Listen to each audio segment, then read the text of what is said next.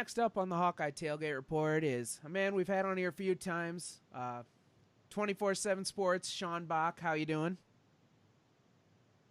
Doing well, doing well. Thank you guys for having me on. Yeah, no problem. Always a pleasure to have you on, Sean. And that beautiful voice is Austin Myers joining me this evening. He's got a few questions as well. So we'll just jump right into it. You want to, first off, I guess, what did you do during quarantine, Sean? Did you go back home? Did you stay in Iowa City? Were you allowed to make any contact for anything at all related to your gig there? Yeah. So I went back home after or before spring break. So I came back home to Western Springs, and then like for the first like month and a half, 2 months, I literally just stayed at home. Like maybe hung out with friends, like doing the 6 feet apart, one beer sort of thing. So I mean, we did that a couple times, but like for the most part, I just stayed kind of home, and I think it forced me to get pretty creative with some content stuff. Obviously, recruiting was still doing pretty well. I mean, they had like 6 or 7 commits in April, so that kept me busy. And then like in the past couple weeks, I've been able to go out and see a couple prospects in the Chicagoland, and a few other ones that I'm planning to go see in Iowa City when I go back in like mid-July or something like that. So the past couple weeks, it's been nice to kind of get back to normal. I think it was kind of cool. I think, in my opinion, doing the online classes wasn't that bad because it helped me get my GPA higher. Was able to kind of look at other things for like other notes for during tests and stuff. Yeah. But I mean, overall, it wasn't too bad. I mean, I appreciate the family time, but then again, I'm excited to get back out there and start kind of just living normal again. Yeah, I mean, for the most part, my life hasn't really changed too much, considering I live in small town Iowa. So, I mean, aside from everything being shut down for a while there, I could basically live my life the way however I want. So, Yeah, I'm glad to hear that the online classes were a GPA booster for you, because in my experience, I've only done like very poorly in online classes because I'm like, oh, I don't have a class, and then I look a week later and I forgot to turn in 4 assignments. So I'm glad it worked out for somebody. that happened to me first semester, but I had a pretty cool professor. So she let me literally turn like everything in on like the last 2 days of the semester that were due before. So I guess it worked out. I don't think I ever had a professor that nice.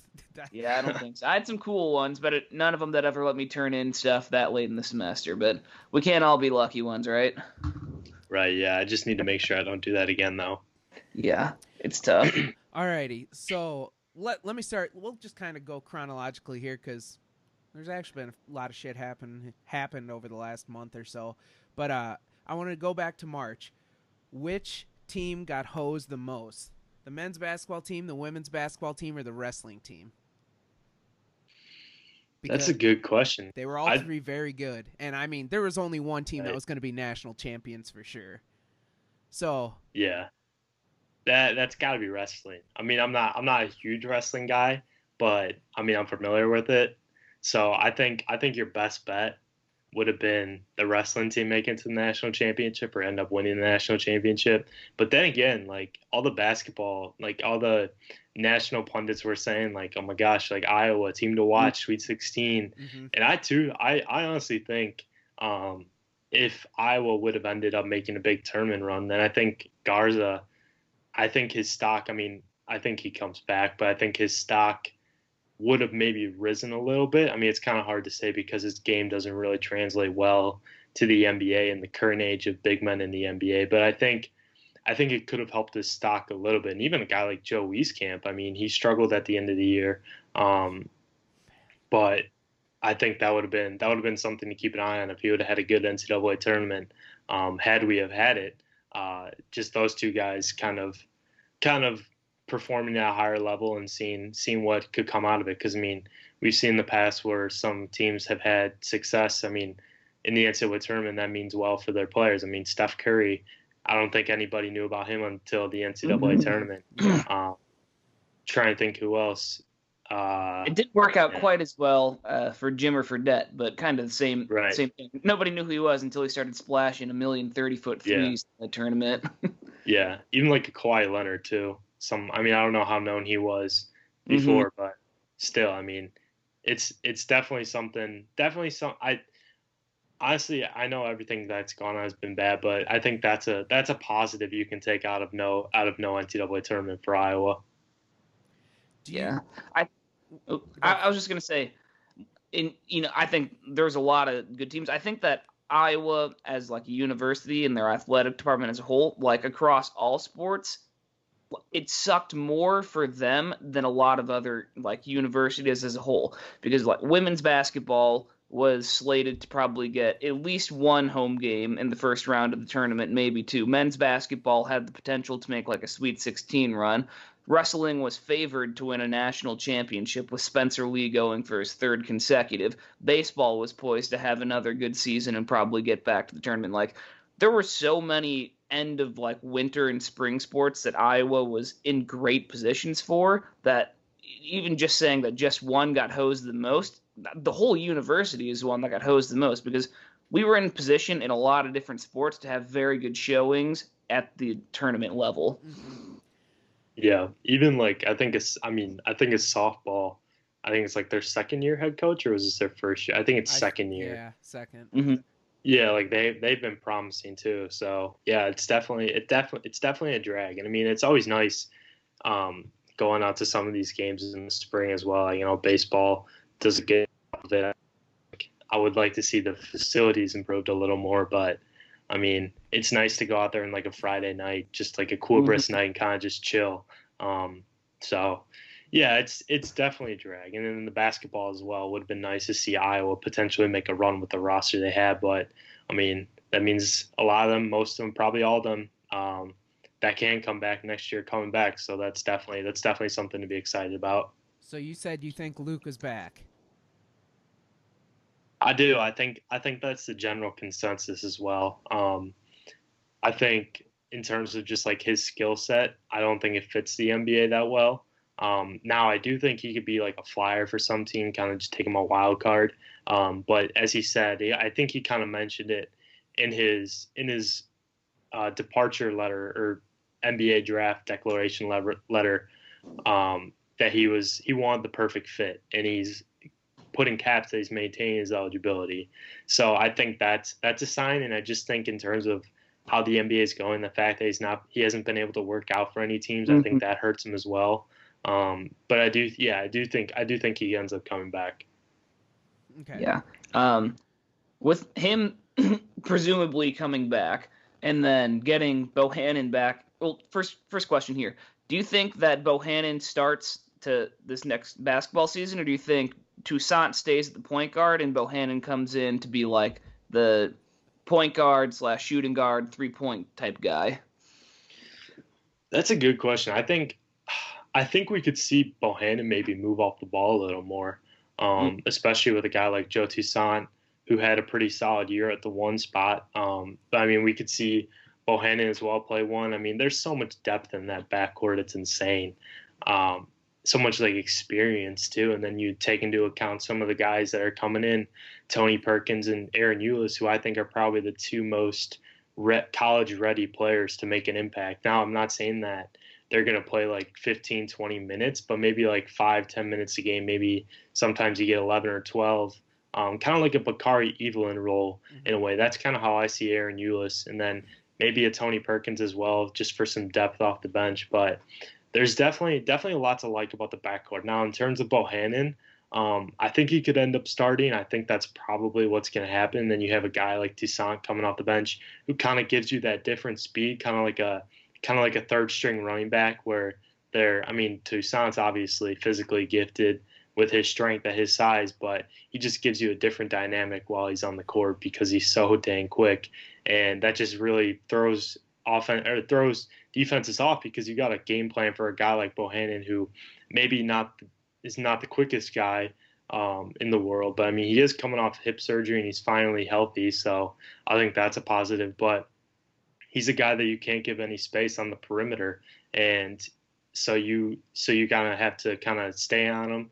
And then a guy like Toussaint is a guy you kind of have to lag off a little bit and kind of change your sort of defensive approach for that. So I think that's something that Iowa really is going for them next year in the backcourt, is just that different dynamic that they can bring with those two guys, with Bohannon being more like a kind of just pure shooter, like creator, but not necessarily just like a superb like athlete. But then you got Joe Toussaint coming off the bench who can blow by you, and you don't even realize it. So it's definitely something to kind of watch over the offseason. I do think that Bohannon ends up starting, but I think you got a lot of pieces back there in the backcourt. I mean, you got C.J. Frederick as well, and then Connor McCaffrey, who can play like any spot 1 through 4. Yeah. So I mean, there's definitely a lot to like about that rotation. Okay, another quick question. Go for it, Austin. Yeah, I got another quick question about the rotation. I know that in the past, with Iowa fans, some of their gripes with McCaffrey is that he runs the bench too deep and doesn't get a set rotation for the players to kind of, coalesce together. Do you think that we could run into that same type of issue this year, where there's just going to be so many quality guys that instead of just running with, your top 8 and then sprinkling in the other guys, we'll kind of go deeper and maybe have the fans kind of have that same problem where they think that he's going too deep into the bench instead of sticking with the mainstays? Yeah, I don't know about that. That's interesting, because I think if you look at your starting rotation, it's going to be Bohannon, Frederick, and then you got McCaffrey, Wieskamp, and then a Garza, depending on if he comes back. Then you get maybe a Nunji off the bench, and you got Toussaint, and then you got a couple of freshmen. Who am I missing? I swear to God, I'm missing someone. Am I missing an upper class? Patrick will be back. Patrick. That's right, yeah. So you got 8 right there. And then I think the 2 guys that are most college ready, like I said before, is Ulis and Perkins, but I don't know how much they're going to play. And then maybe a guy like Keegan Murray as well, who I'm a little higher on than most people. So I think you can run. I think McCaffrey's definitely going to have a lot of people to work with, but I think, like you said, Austin, that it kind of makes it tough that you got so many guys, because obviously you want to keep people happy. But I think Fran does a good job of recruiting the guys that kind of understand where they're at on the team and where they kind of stand in the rotation, that they're like, okay, we're still young guys. So it's not necessarily our time now, but we're going to find ways to contribute. And I think this class as well will do a really good job of that, just kind of figuring out their roles and being able to adjust to those roles. So, I mean, if Fran does end up going 8, I think that's probably going to be for the best. But, I mean, I wouldn't be surprised in, like, Big Ten play, or if we're getting on, like, a period where there's, like, a couple games in, like, a small week span or something like that, where he starts going to the bench a little bit more, kind of just keep people fresh. And, I mean, God forbid that this happens, but we saw it last year. Just injuries, man. Like those, you never know when those are going to hit. So, I mean, having that sort of depth, while, I mean, some people are kind of like, okay, maybe this might be too many guys. I mean, God forbid it happens, but you could hit injury. You could hit the injury bug. And as we saw last year, there were a couple games where Iowa was going like 6 or 7 deep, and like Ryan Kriener had to play the whole game essentially. And then Luca as well, or mainly Luca had to play the whole game, but Kriener played like an insane amount of minutes as well. So, I mean, it's a blessing and a curse, that's for sure. But I think in the end, I mean, you kind of got to look at it as a positive. Okay, so one name you didn't mention was a Gundele. Let's say, God forbid, Luca Garza goes to the NBA. What do we do? God forbid we send a man to the NBA. Does Jack Nunji fill the role as the 5 spot, or how does? Yeah, I think I do think so. The thing I'm excited about Josh, like on tape, he looks like he's like 6'8", 6'9". Yeah, he does. But he said he's grown. He's almost like 6'11", 6'10" at this point. Nice. But as far as development goes, I mean, this summer was going to be huge for him. Just getting his body right. I mean, he's done a good job of it over the past like year or so, kind of fixing up his body a little bit. But I'm sure you guys know that he's still overseas in England right now because he can't travel back to the United States with the travel ban.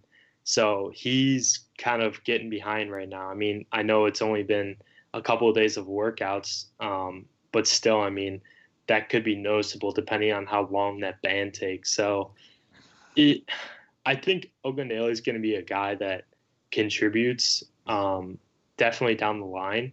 I think he's a guy that's got a higher floor than he has a higher ceiling. What that means is just like I think he's going to find ways to contribute, and he'll be a solid contributor. I don't know if he'll be an all conference player, but I think he's going to be a reliable force in the middle. I don't want to use the Cordell Pemsel comparison because I think he's a little more skilled, but kind of like Adam Woodbury, maybe good defender, good rebounder. Yeah, but not much of an offensive threat. Yeah. Right, and not a guy that's going to poke people in the eye too on purpose. So. Whoa! That was not on purpose. You need an enforcer out there on the court. If you got to poke somebody in the eye, you got to poke somebody in the eye. All right, that's fair. It's the Big Ten, man. Right. Hey, it's rough and tough in the Big Ten. You got to be prepared to take an index finger to the eye every once in a while. Right. So, I think I like Ogundele. I do, but I think the best thing for him is for Garza to come back, because I think that'll give him another year to kind of learn behind him.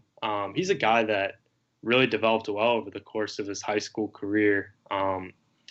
Was actually really thin, like in his early years in high school, and then he shot up because he got hurt, and so he put on a lot of pounds. But then he's been able to shed it and kind of look a little more cut, which has been really nice for him. So he's a guy that, like I said, I think the best thing for him is Garza coming back, because that just gives him that extra year to settle in and see what things are about. Now, if Garza ends up getting in foul trouble and Nunji ends up getting in foul trouble, Iowa doesn't have the luxury of the guy like Ryan Greener and Cordell Pemsel, good Cordell Pemsel, coming off the bench to give you those meaningful minutes and not necessarily killing it on the offensive end, but just being a strong interior force. So that's where it's going to hurt, and that's where I could see Ogundele maybe making an impact, but I don't think he's a guy that is going to be playing like 15, 20 minutes a game at this point. All right, so I got a couple more basketball questions here. First off, do you remember before the class coming in this year with Perkins and all those guys, like when they just started committing to Iowa, everybody was freaking out because they weren't like highly ranked players and whatnot? Do you remember that? Iowa Twitter was freaking out. Yeah. Okay. So, I remember it a little too well. Yes. So one of the other people on the podcast, Space Cowboy, he's anonymous. That's why we call him that. So he asked, what is the recruiting game plan here? Because he said 2021 it kind of is the same situation here where they're offering a lot of unranked players so far. Do you know a game plan behind that or no? So you're talking about 2021? Yeah, next year. Okay. Well, Payton Sanford, in-state kid out of Waukee, he's going to be a top 150 kid in the next update, I believe. Okay. He's a guy that I've been really high on. He's the number one guy on Iowa's board. Like Iowa said before, that they're sending the dogs after him. So he's going to be a guy that I think, honestly, he'd be a really good fit in Iowa's system because of the way he can shoot and the way he can defend. And he was like 6'6" last year at this time. Now he's like 6'8", and he could get to like 6'9". But he's like a Joe Wieskamp, honestly, like a 6'8", 6'9" Joe Wieskamp. So that, and he's a guy that I think you put him on the floor in a blue blood, like he'll compete for minutes. He'd play like a Svi Mikhailuk or like Isaiah Moss role at Kansas or something like that. Like I think he's capable of doing that. And if he comes to Iowa, like that kid, he's good. Like honestly, I think he's like a top 100 player or something like that. But like Waukee, I'm not sure if you guys saw them play this year, quick stats or anything, but as you know, they have Tucker DeVries, who plays like the same position as Payton. They got Price Sanford, Payton's little brother, who's probably going to be the best prospect of the three. Then they have another shooter who's probably going to be like a pretty good D3 player. Those guys, all four of those guys shot higher than 46% from three this year, and they shot the most threes in the state, if I'm not mistaken. So Payton, man, like he's legit. I saw him play a couple times. I made the 2-hour drive out to Waukee like 3 or 4 times this year to see him play, and he can fill it up. He's definitely a guy that would be a great fit at Iowa in terms of just like natural fit. I know Iowa's battling Utah right now. I think those are probably the main two at this point. There's a couple other high majors maybe kicking around that I think could maybe offer by the time like the season, or if there was an AAU season, but it's kind of tough to tell at this point. So we'll see what happens, but he's number one right now. And then Gabe Wisnitzer, another, I think that's how you say his name, out of Hargrave Military Academy, 7-foot big man. Staff has been comparing him to a Luca Garza type role, and I think he's a guy that Iowa could get eventually. We'll see what happens. He'll probably end up taking a visit in the fall. But as far as rankings goes, I wouldn't look into him too much. I mean, our big rankings at 24/7, the big period for us to rank some of these guys was like this time right now, like especially like the April, May with the live period. So I wouldn't look too much into the rankings right now. I'd watch the film and kind of see how they'd fit, because Payton, man, like that kid would be a perfect fit, and he's a baller, man. If Iowa lands him and no one else, like you should be excited. Like he is that good. Alrighty, I know you said don't get too caught up in the rankings right now, but I was looking at 24/7 earlier today, and we have 6 offers to players top 25 nationally ranked. Any chance we land any of them? Well, which players are those? Man, Max Christie, Branham, Patrick Baldwin, Kendall Brown, Chet Holmgren, and Hunter Salas. No, those guys are like all top 20. I wouldn't hold my breath on those. I know. I was just putting it out there. You never know. Throw shit at the wall, it might stick. So, and then my final basketball question: are you drinking the Kool-Aid that this year's team is a top 5 caliber team? If the defense picks it up, if the defense improves, then I think they're a top 5. I do. But the defense is the big question. I think Bart Tavorik, I don't know how you say his name, one of the big analytics guys, had Iowa at like the number 29 team overall in terms of like whatever numbers and metrics they use. And he had him as like the number 2 offense in the country, but it was like the number 114 defense. So that's going to be the question mark for them. If defense can improve, then I think this team's got a legit shot to win the Big Ten and then probably be like a top 10 team. Alrighty. Okay. Austin, So you got any more basketball? Just something kind of piggybacking off of that. So we all know that Fran is not known as a defensive coach, and so like where in the country do you think our total defense needs to fall for Iowa to be like a legit Final Four type of contender team? I mean, if you got like the top 5 offense, I think it'd be nice. It'd be safe to be like a top 30, top 25. But then again, you could probably afford to be in 40 depending on how you shoot in some games. So, yeah, I don't know. I think 40, you could probably say that's somewhat of a range, but I honestly don't know. Oh, that's a jump. That's a lofty jump. Yeah, we'll see. I mean, Iowa's defense was okay last year. I mean, they had their moments, but yeah. We'll see what happens. It seems like they can go for stretches where they play very good lockdown defense, but then there will be like a 3.5-minute period where they just have complete mental lapses, and it like the other team puts up points in a flurry. They seem to not be able to lock it in for a full game, or at least that's what my interpretation of what I saw last year was a lot. Yeah, I don't know. Yeah, and maybe and like if you have a guy like Garza too, I mean, you don't want him really getting in foul. Like he probably was in foul trouble in what, like 2 or 3 games last year, if that. Yeah, he was really smart about it. Yeah. So I don't know.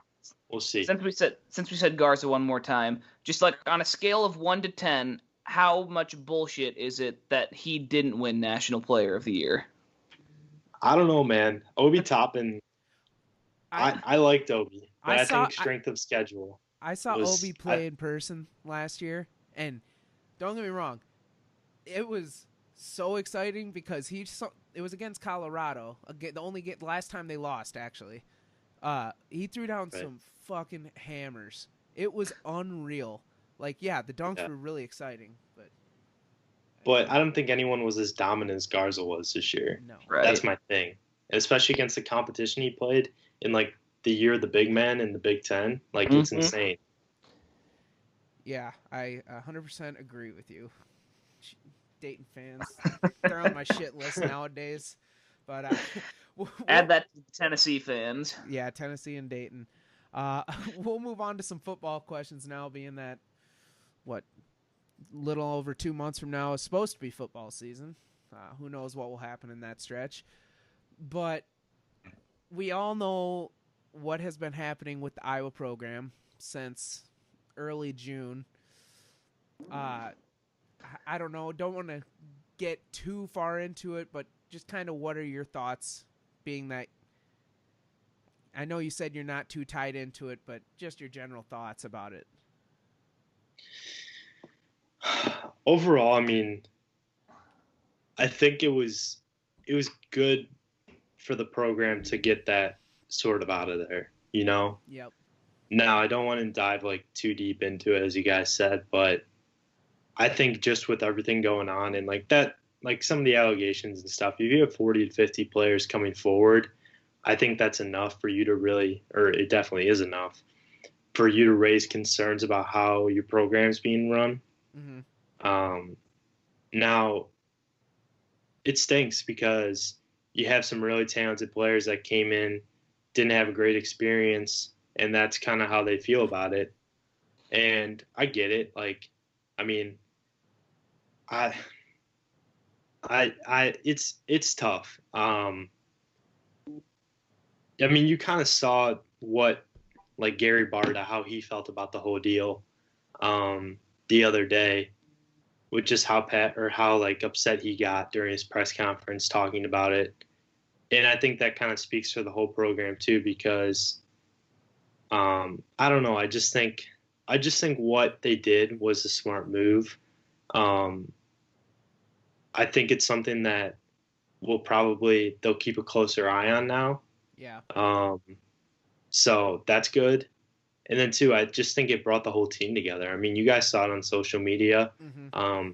We've talked to people about it. Like this team, like they really seem confident that they're going to be able to pull things together, and that this seems to be the tightest group that they've ever had in quite some time. So I definitely think that's a positive to come out of it. I think that's what's going to happen. I think it just like gave Iowa fans in general kind of just a more awareness of what they're dealing with. Now, I mean, it stinks to lose a guy like Chris Doyle, who was so good at his job. But I think if you have a guy like that in there, especially with some of the foreign players, even like Matt Hankins saying, like, people aren't afraid to speak up anymore. Yeah. I think the players are starting to finally realize that they have, or I wouldn't say finally realizing, but I think they're kind of noticing now that they have a voice and they can kind of voice themselves and like kind of just control their own actions. So I do think it's good for the program. Now, I mean, it didn't make them look great, but I think in the long term, it's probably what's best. Yeah, just in very broad terms, it looks bad on the university and the program, because I think a lot of people held Kirk and the Iowa program to a pretty high standard in terms of always doing things correctly and by the book.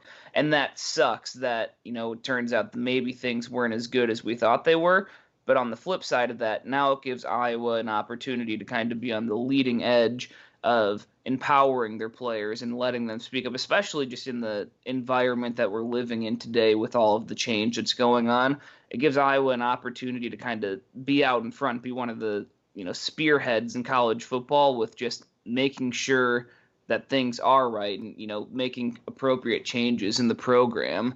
And then also just like it's helped some what we would, some more less consequential things like the social media ban for the players being broken now, like giving them the voice to be out there and express themselves in a way that they weren't able to. I think like that's another really good change that's going to end up happening, because of all of this coming out recently.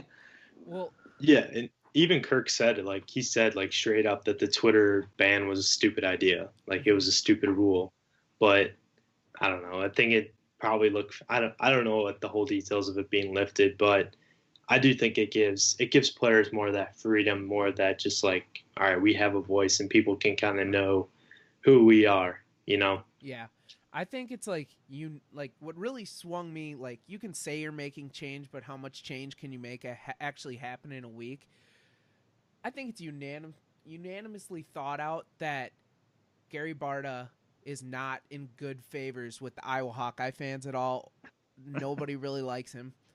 But the other day, the emotion he was giving or showing during the press conference, I'm like, all right, maybe I actually am believing what he's saying right now, and they are taking it to heart, which I never doubt Kirk Ferentz. Like, I'll ride him. He'll be my guy until he's 100% guilty. But I didn't think that way about Gary Barta. Does seeing him the other day and how he was reacting and whatnot kind of make you believe that there is like a huge institutional change happening right now?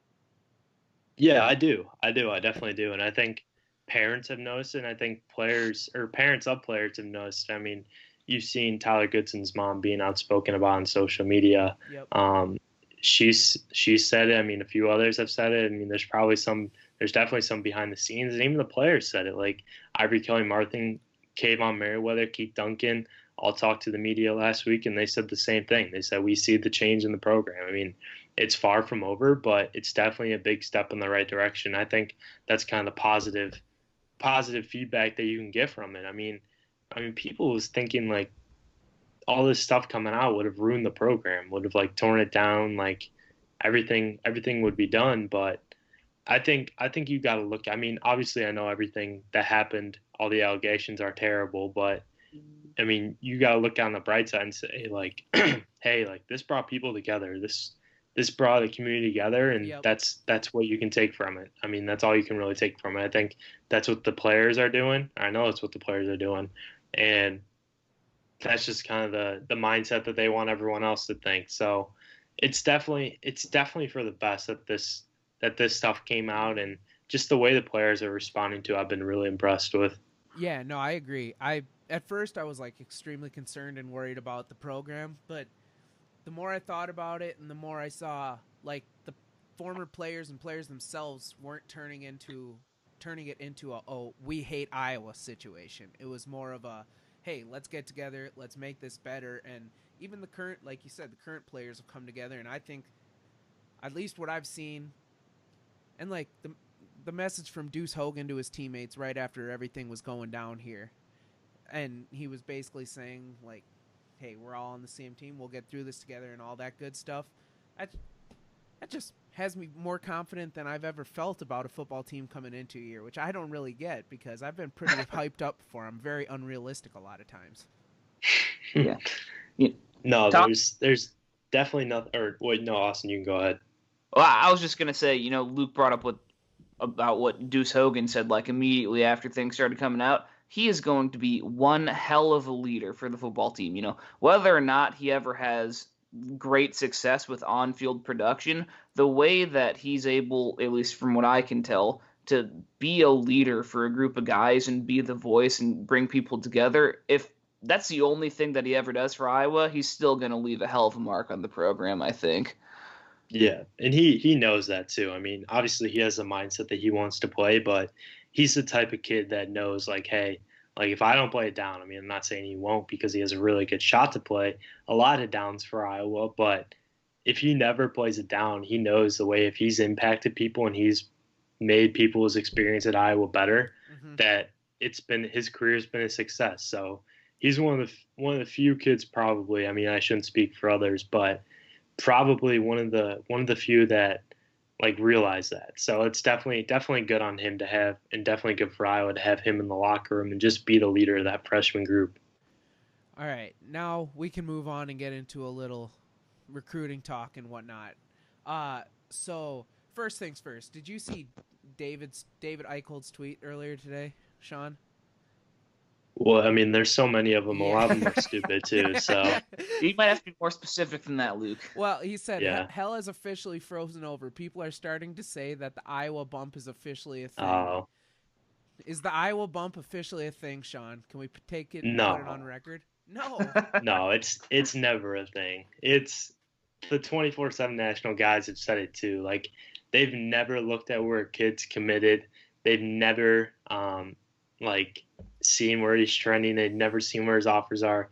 They turn on the tape and they see the potential. And it's a lot, or most of it, I think, is measured by the NFL draft and like the traits that they've seen in those guys. So if you got 6 4-stars, 5 or 6, one of the two, 5 or 6 4-stars in a class, like that's a lot of NFL potential. And even some of the guys too below them, like a Zach Tweet from Story City and a few others, like those guys are guys that could make an impact and have some traits that you really like. So there's a lot to like, but I don't think the Iowa bump's the thing. No, I don't. I mean, I'm against that. No comment. No Akram Wadley. No comment.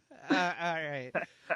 Okay, so we have kind of a lot of quarterbacks coming in and whatnot over the next. Well, starting with Petrus, but we got Padilla, Deuce, Labus, or is that how you pronounce his last name? Yeah, I think it's Labus. Labus. So Labus, yeah. Who? They're not all going to stick around. I know there will be a little window where a bunch of them will be there together, but who do you think's going to stay?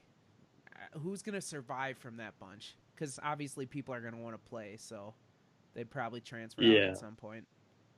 I don't want to speculate, but because that could get me in trouble, but I think a lot of people are sleeping on Alex Padilla, believe it or not. I do. Yeah, remember that he got that extra spring practice last year. Remember the 2019 class was able to early enroll. Kirk Ferentz really liked what he saw from him. So that's definitely a positive, what he kind of developed to. I mean, I know he's not the typical Iowa quarterback with his size, but I think when you're just looking at like a game manager and just football instincts in general, I mean, he's got a really good arm too. So he's come from a pretty good high school program in Colorado, played against pretty good competition. So his high school tape is no joke. Iowa, I believe, was the only Power 5 offer for him too. I think it was mainly Group of 5 offers, but he's a guy I don't want you guys to sleep on. He's a guy that I think could potentially make an impact online or have a say in the quarterback race here in a few years. Deuce, I like what Deuce brings. I like his arm. I think his mobility can be improved a little bit, but we talked about the leadership aspect is really nice. It'll be interesting to see how he kind of just adjusts to the offense. I believe he runs a similar one. Iowa's a similar one that he ran in Texas. So that's positive. He's got the size. He's got a really good frame. I saw a video. I haven't seen him in person yet. But I saw a video the other day where he was doing that prayer service with Roy Higgins, Jay Higgins' father, and Deuce's. There were a couple comments where they were like, "Deuce, man, like he's got a great frame for a quarterback."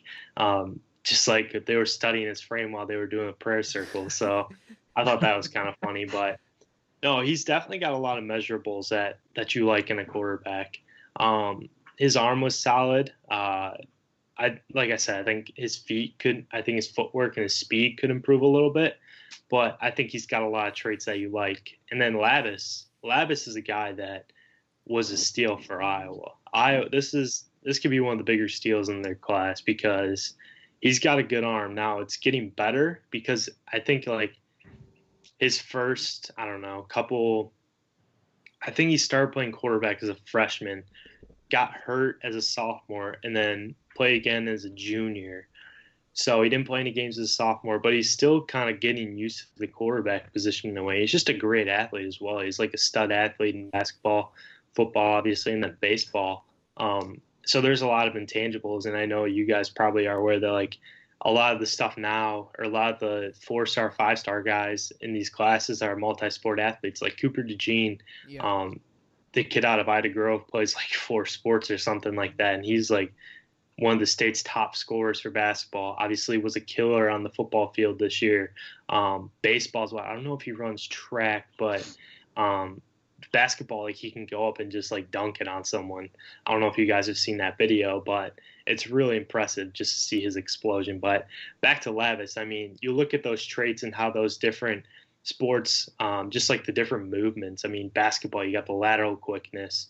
Baseball, you got throwing, just like the motion and stuff, and kind of just if you're able, and just like the power that you get from swinging a bat. And then football is just you're able to evaluate that.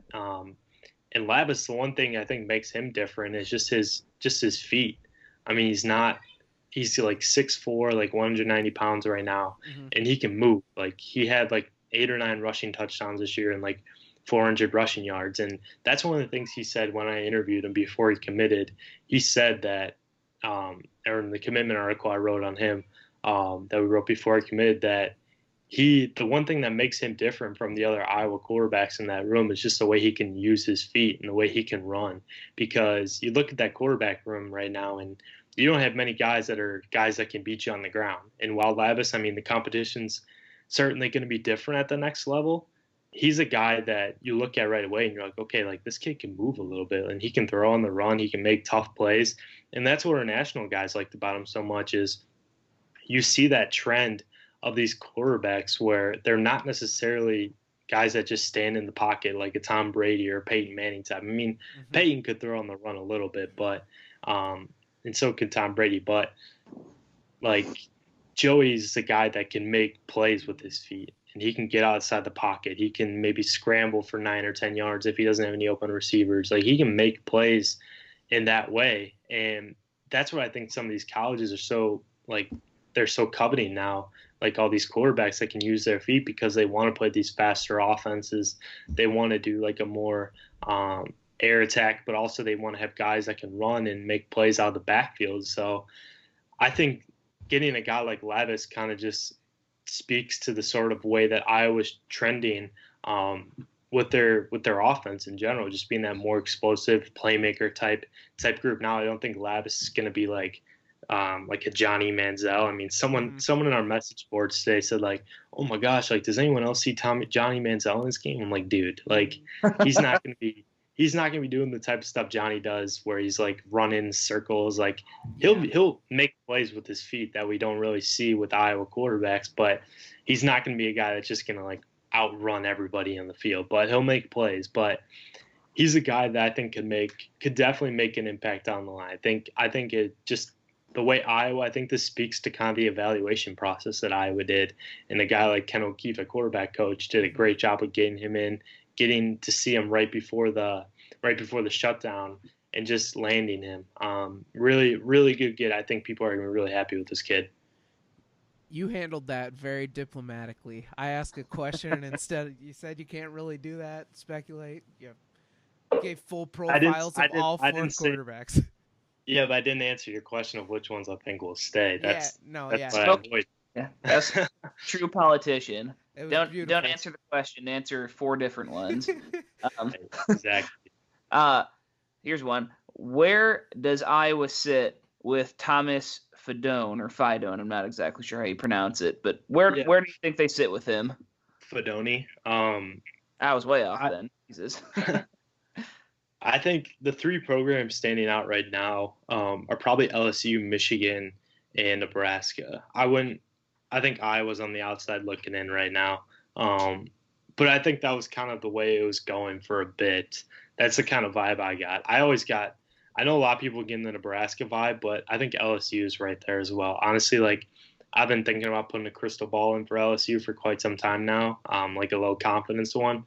But I think if I were to pick a team right now, it'd be LSU, just the way they've been able to use their offense and how explosive it is. And, I mean, it's the SEC, too. Like, who wouldn't want to play in the SEC if you can? But Nebraska has some pull. Being a kid from Council Bluffs, growing up or I don't think he's actually from Council Bluffs, but I think he's from one of the Dakotas, maybe. I'm not 100% sure on that. I'll have to ask him. But growing up a big Husker fan, I think that's having some pull. And even though the Huskers haven't been able to put tight ends in the NFL as of late, he's a guy that could play a wide receiver, inside, outside, anywhere, honestly, on the field in Nebraska's offense and can make a difference. Michigan's also in there, too. really good friends with their quarterback commit, J.J. McCarthy, the 5-star. So I think those three are the schools to keep an eye on right now. I think Iowa's looking at a couple other tight ends as well. I mean, they offered Michael Trigg out of Tampa, Florida, who has a connection to Dane Belton. So that's something to note. I don't know if Iowa will land him. I think it's kind of an uphill battle. If they offered him earlier, I think they'd have a much better shot. But I wouldn't hold my breath on Fedoni right now. Well, that makes me sad, Sean. Wow. I'm sorry. I didn't mean to intend it that way. Don't be sad, Austin. We got a whole bunch of good tight ends. If there's Yelverton, Leahy. If there's one position you don't like, Iowa fans should not worry about at all. It's tight end. Like, oh yeah, there's going to be guys like, and you look at the 2022 class in state. You have Eli Raridan from West Des Moines Valley. You have Gabe Burkle from Cedar Rapids Prairie, and you have Corey Phillips from Ames. All those guys right now have Power 5 offers in the 2022 class. So, and there's going to be more that pop up, I imagine.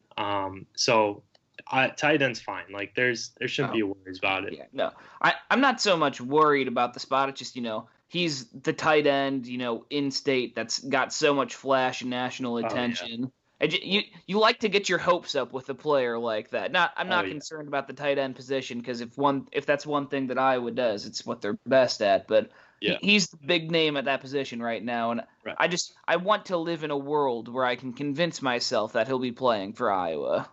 Yeah, he's a guy. He's told me before that Kirk Ferentz said he could play right away as a freshman. So that's when you know he's got talent, man. Like he is really good. He's the truth. So I'm looking at 24/7 right now at Fedoni's page. And it looks like there's 7 predictions in there, and 6 of them are Nebraska, but they're all from January or earlier. David put one in on May 27th, and he's got LSU. So, I think Dave's was more of a guesstimate. Well, yeah, his confidence level is low, it says. So, yeah, I don't know. It'd just really be. I don't want Nebraska fans cocking off for any reason at all. So, I guess since we're talking about the 2021 class right now, depending on like where you look, some people have Iowa in like a top 10 national class for 21. It's probably not gonna end up being that way. Where do you think that class will end up nationally? I think this fall will be a big indicator of everything because with all the commitments due to no visits and guys kind of just want to securing spots, that I think it's gonna be crazy. Like fall is gonna be absolutely ridiculous with decommitments. Now I don't think anyone of Iowa is gonna decommit, just to say that, but it's gonna be absolutely nuts. But in terms of ranking, I could see like 25 to 30 range at tops. Now, I don't think it's going to be a top 25 class. I mean, there's a small chance it could be a top 25 class. But I think at best you're looking at 25 to 30 range. Okay. I only got one more question here for him, Austin. You got any more you want to get out? Let me look, see if I've gone through my whole list. I got one more, like 1/2. They're kind of the same question, just a little bit different. Go for it. Okay. I'll go with this one first. Who on this year's Iowa football team that like we're not already expecting to be very good, do you think could have a breakout season? So we're not expecting to be good? Well, maybe not that, but like we're not talking about like Amir Smith-Marset or like Tyler Goodson, guys that were like very good last year that, maybe I'll put it this way, like a guy that you think is going to take like a big step forward this year, like maybe somebody that weren't talking about as much last year, if that makes it any easier. Probably not. Yeah. I mean, I think Sam Laporta is probably the easy answer there. Mm-hmm. Would that fall? Is that answer okay? I mean, that's kind of a cheap one because that's kind of an obvious. Yeah, but I mean, he didn't really come on until kind of like the end of the season, like last couple games last year, though. Yeah. Yeah, that's true. That's a tough question in general, though, considering there was like not a lot of spring practice to go off of or Yeah. anything like that. And it's also like what you consider a breakout too. Like Right. some people don't consider Tyler Goodson to be a breakout because I mean he started last year. Yeah. Right. You know, and saw significant minutes. Like some people look at breakout as like a guy that doesn't play like at all and then just like bursts onto the scene.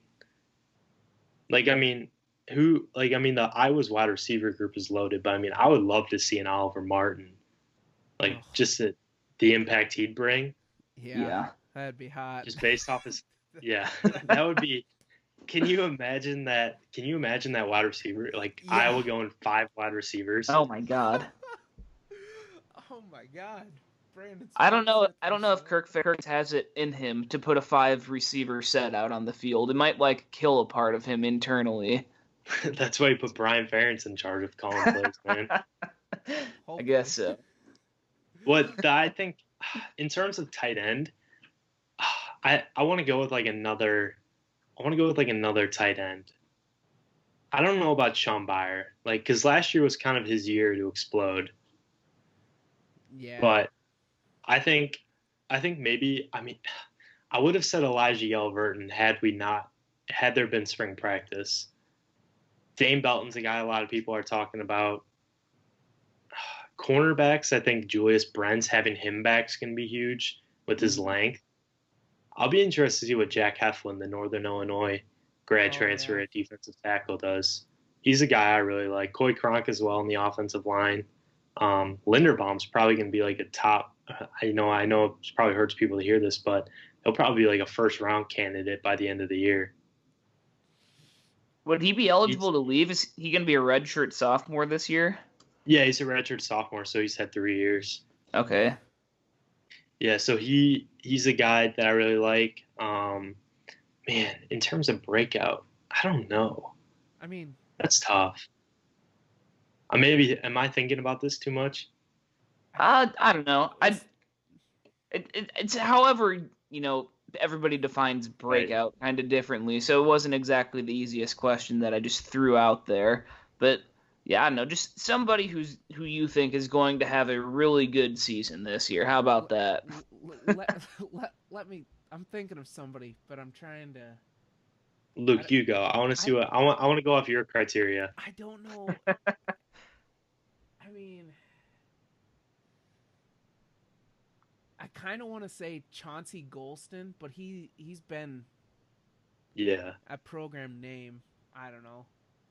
His numbers. That'd be a good pick. Yeah, his numbers weren't great last year. They weren't bad. Ooh, I got a good one. Alrighty, spit her out. Jack Campbell. Ooh, yeah, that is a really good one. Yeah, especially with Dylan Doyle out now. Yeah. Or gone. Jack will I know Iowa likes to go that 2 linebacker look now here and there, but I think Campbell's a guy. I saw him in high school like once or twice live, and his sideline to sideline, just the way he's able to cover so much ground, it's ridiculous, and he's been able to put on weight. He's a guy I really like that I think could be a breakout guy, honestly. Yeah, that's a sneaky good pick. Well done. Yeah, I like that pick. That's a breakout right there. Alrighty, and then my last question for you, because I've had this conversation a couple times with a couple different groups of people. If you only got to watch one season this year, because God forbid second wave of coronavirus comes up and shuts one of them down, which sport are you watching, basketball or football? Now, since I came, coming into college, I was all basketball. Like, I love basketball. Like, it was the one thing I wanted to do. But since, doing 247, I've grown to love football so much more, appreciate it so much more.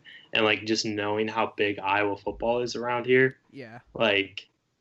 That's pretty special. But I think when you got a potential top 5 team in the country and hopefully a packed Carver Hawkeye Arena, I think you got to take basketball. Especially if Garza comes back. So, hear me out. The Iowa football team has top 15 potential as well, I'd say. If Petrus, I mean, people love to shit on Nate Stanley, but he was a very steady, consistent quarterback. And Oh yeah, he was asking great. for that isn't necessarily that difficult of a thing to do. And Ferentz, it's like a track record. All of his quarterbacks he's had, they've had good like freshman and like redshirt freshman years and or sophomore years. They get worse as they go along. So in my head, Petrus should be the guy, and they should be super competitive in at least the Big Ten. I don't know. So you're saying Alex Padilla should start next year and Petrus should be benched? So it's just a constant cycle of redshirt sophomore quarterbacks. It makes sense. Only start redshirt sophomore quarterback. Be the best team in the country. I think Lucas cracked the code. Drew Tate was a Heisman. Like they were talked about with the Heisman Trophy going into his junior year of college, and Stanzi had just a phenomenal sophomore campaign. I don't know. It's tough to base it off of that, but it's track record. But here's my thing. It's like, do you see Iowa football potentially making it to the college football playoff this year? No. But you see Iowa basketball potentially going to a Final Four. Yeah. My train of thought with that is, in my eyes, it's come to me, it's a stupid thought, but winning the Big Ten is just as good as making the college football playoff. Like, if you told me we win the Big Ten and make the college football playoff, but there's no guarantee what happens, I'm probably taking winning the Big Ten. Nope. Yeah, it's definitely a better look winning the Big Ten than getting like blown out. I'm not saying Iowa would, but like getting beat pretty bad in the college football playoff semifinal. Okay, but it would be pretty cool. Is there a scenario in which Iowa makes it to the college football playoff without also winning the Big Ten? This year, with the schedule we have, absolutely. I don't know, because that means that there's almost certainly 2 Big Ten teams in it, and then that means that you're taking one like just Clemson and Alabama probably with that, right? I mean, yeah. We have one of the toughest schedules I can remember as a Hawkeye fan this year. So, say we go undefeated and we lose to Ohio State in the Big Ten championship game. A 12-1 football team that lost to another top 3 team in the nation. I don't know. I would just guess that, and this is all speculation of Iowa having that great of a season and what everybody else thinks, but to me, the committee would probably just be like, well, they were both, Ohio State won in the Big Ten championship, and I think like winning your conference championship is part of the criteria that the committee looks at. But we do have Gary Barta as the chairman of that committee this year, so maybe we'll get a little bit of extra pull for us. Right. Yeah. You never know. Don't get me wrong. Love basketball, and I would hate to give up either, but I don't know. I'm going with basketball there. It's best basketball team that we'll have had in a generation. I think that there's a lot. There's a lot more upside potential with the basketball team than I think that there is with the football team. So that's what I'm going with. Alrighty. Yeah, Luke. I mean, you would hate it if you gave up Iowa basketball to watch like an 8-4 Iowa football season. Yeah. I'm not saying it'll happen, but you know what I mean. Yeah, I don't know. It's tough. I hope I never have to. I hope it never happens. But yeah, I mean, I don't really know a scenario in which you'd actually have to make that decision. Like, it comes down to Luke Meyer's vote. Do we play basketball or football this season? I don't know that call is going to be up to you. If I ran this country, we'd be in a better spot. Damn it. Austin, you got anything else for Sean? No, that covers all my stuff. Alrighty, well, I'm done too, man. I appreciate you coming on, and we'll probably have you on again some point during the football or basketball season. So, yeah, definitely, guys. Let me know. I mean, I love coming on your guys' show. It's nice because you guys got like a calm, laid back approach to it, and it's kind of cool to just talk like a normal human being sometimes, and not like a robot. Is that a jab at Iowa media members? No. I'm just kidding. I'm just busting your balls. Yeah. No. Alrighty. Thanks, bud. Awesome. Thanks, guys. I'll talk to you later. Yep. See All right. ya. Thanks, Sean. Peace.